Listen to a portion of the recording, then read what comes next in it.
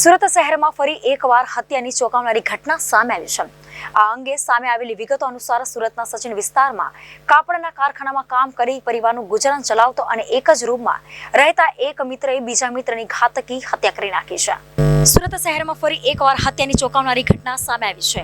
આ અંગે સામે આવેલી વિગતો અનુસાર સુરતના સચિન વિસ્તારમાં કાપડના કારખાનામાં કામ કરી પરિવારનું ગુજરાન ચલાવતા અને એક જ રૂમમાં રહેતા એક મિત્રએ બીજા મિત્રની ઘાતકી હત્યા કરી નાખી હતી.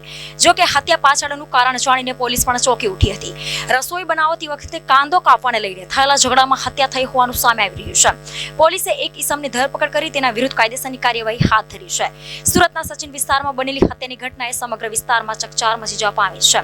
હત્યાની ઘટના ભલભલા માટે વિચારમાં પડી જાય તેવી ઘટના હતી. સચિન વિસ્તારમાં આવેલા ગુરુદેવ એન્ટરપ્રાઇઝ નામની બિલ્ડિંગમાં આવેલા અગાશીમાં આવેલા રૂમમાં રાતે એક સાથે કાપડના કારખાનામાં રહેતા 3 મિત્રો જીવિત રાજગર, સેવન રાજગર અને રાજુ ચૌહાણ સાથે રહેતા હતા. જો કે આ મિત્રો વચ્ચે ગતરોજ જમવાનું બનાવતી સામાન્ય બાબતે જીવંત રાજગર અને રાજુ ચૌહાણ વચ્ચે કાંદા કાપવા બાબતે ઝઘડો થયો હતો, જેથી સમગ્ર ઘટના સામે આવી રહી હતી. સચિન હોજીવાલા ઇન્ડસ્ટ્રીયલ એસ્ટેટમાં રોડ નંબર 23 ઉપર આવેલ ગુરુ કૃપા એન્ટરપ્રાઇઝ નામની કાપડની ફેક્ટરી છે.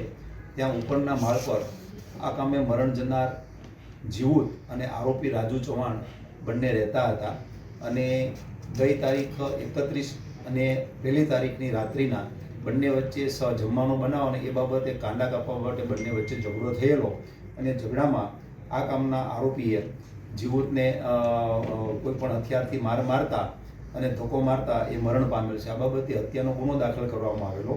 ગુનો કર્યા પછી આરોપી રાજુ ચૌહાણ એ ગુનાવાળી જગ્યાએથી જતા રહે છે અને બસ સ્ટેન્ડે આવી અને ત્યાંથી નવાપુર સુધી બસમાં જાય છે અને ત્યાંથી નવાપુરથી ભૂસાવળ પેસેન્જર ટ્રેનમાં બેસી અને જાય છે. મીનવાઇલ પોલીસને ખબર પડી કે હ્યુમન રિસોર્સિસ તેમજ ટેકનિકલ સોર્સથી કે આરોપી જે છે ભૂસાવળથી આગળ જાય છે અને એ બાબતે પોલીસે ખાતરી કરી તો એવી હકીકત માલુમ પડી કે ભાઈ એ કોઈ ટ્રેનમાં જઈ રહેલો છે. એમનું લાઈવ લોકેશન પણ મેળવવામાં આવેલું, જેથી સુરતની આરપીએફ પોલીસ અને ભૂસાવળ જલગાંવની ક્રાઇમ બ્રાન્ચની આરપીએફ પોલીસની મદદથી પોલીસને તાત્કાલિક અત્રેથી રવાના કરી ત્યાંની આરપીએફ પોલીસની મદદથી એમને ટ્રેનમાંથી ઝડપી લેવામાં આવેલ છે. આ બાબતે તપાસ ચાલુ છે.